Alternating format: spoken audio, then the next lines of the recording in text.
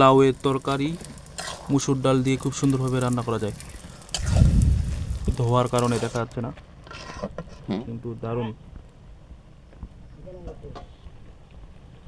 আর যারা লাউয়ের তরকারি রান্না করতে শেখেননি তারা এই ভিডিওটা দিয়ে শিখতে পারেন। বেশি কিছু লাগে না, সব কিছু বাড়ির। প্রথমে কি করতে হয়, লাউটাকে হচ্ছে পানি দিয়ে ভাপাতে হয় আর কি, নাকি এমনি আর কি কড়াইয়ের উপরে দিয়ে দিলে পানি বার হবে, পানিটা বার একটু চুষায় নিলে তারপরে মুসুর ডাল দিলে, মুসুর ডাল আর লাউ আর তার উপর থেকে হলুদ লবণ এগুলো দিয়ে ঢাকা দিতে হবে। আদা রসুন পেস্ট করে দিলে বেশি ভালো, সেন্ট ভালো হবে, গ্রান। তারপরে কষাতে থাকবেন যতক্ষণ পর্যন্ত না মুসুর ডালটা আর হচ্ছে লাউটা একবারে গলে যায়। তো এ পর্যন্ত সময় লেগেছে মোটামুটি 20 মিনিট আস্তে কষাতে। লাউয়ে কিন্তু প্রচুর পরিমাণে পানি বার হয় লাউ তরকারি রান্না করলে, দেখবেন।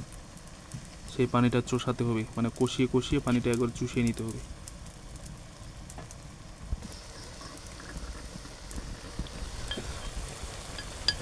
প্রচণ্ড পরিমাণে ধোয়া তো, যার কারণে দেখা যাচ্ছে না। দেখতে থাকুন। এই যে চলে গেল আদা রসুন পেস্ট। আদা রসুন পেস্ট আগে করা ছিল, এখন শুধু এখানে দিয়ে দেওয়া হলো। এখন এটা যত কষাবো তত কিন্তু মজা হবে, আর সেন্ট ঘ্রাণ বাড়বে, ঘ্রাণ সুগন্ধ। এই যে চুলায় খড়ি চলতেছে, পাশাপাশি হচ্ছে এভাবে নেড়ে চেড়ে দেওয়া হচ্ছে। অনেকক্ষণ ধরে কষাবেন, খাসির তরকারির মতো। যতক্ষণ কষাবেন তত মজা হবে। তরকারি যে কোনো তরকারি না কষালে মজা হবে না।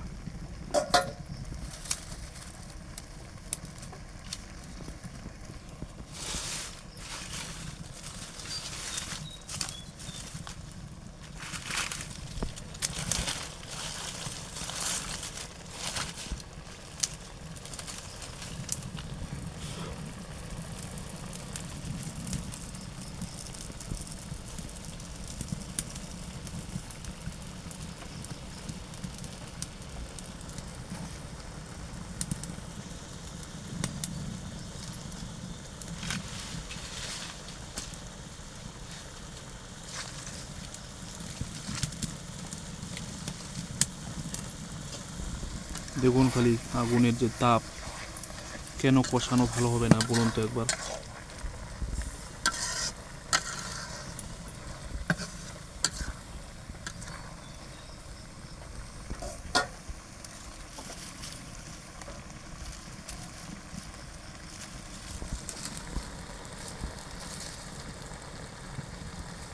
এখন থেকেই সেন্ট ওঠা শুরু হয়ে গেছে আদা রসুনের পেস্টের। বাহ, দারুণ গন্ধ। এই যে পানিটা দেখা যাচ্ছে, এই পানিটা চুষে নিতে হবে কষিয়ে কষিয়ে। উপর থেকে আর পানি দেওয়ার কোনো রকম দরকার নেই, যা আছে সেটা দিয়ে হয়ে যাবে। মাঝে মাঝে ঢাকনা দিতে হয়, এইটুকুই।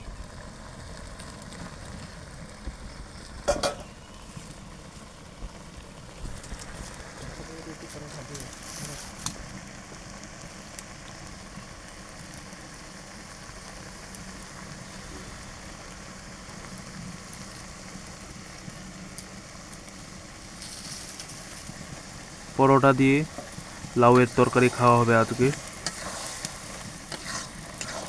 ওদিকে পরোটার জন্য ময়াম বেলে রাখা হয়েছে, মানে পরোটার ময়দাটা ময়াম করে রাখা হয়েছে।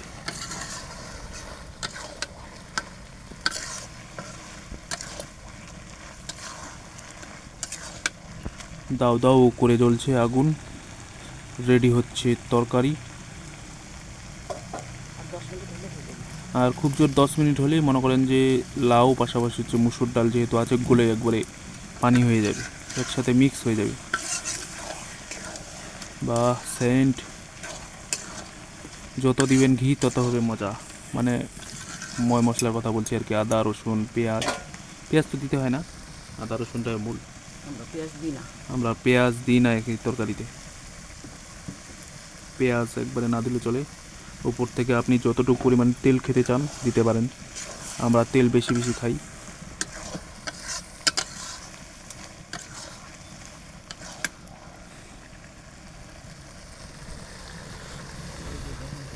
হয়ে গেছে মোটামুটি,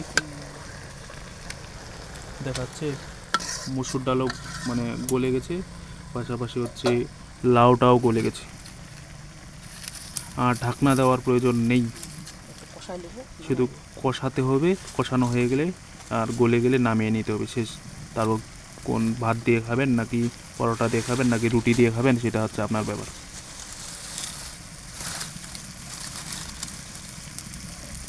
প্রাকৃতিক চুলায় রান্না করা হচ্ছে।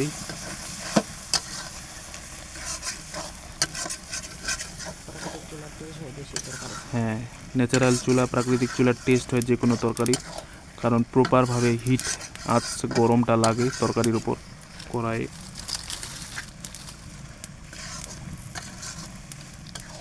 ঠিক আছে বন্ধুগণ, তাহলে এটুকু পর্যন্তই রইল কথা। এইভাবে আপনারা রান্না করা শিখুন। ততক্ষণ পর্যন্ত ভালো থাকেন, সুস্থ থাকেন, দেখাবে আবার নতুন কোনো ব্লগে।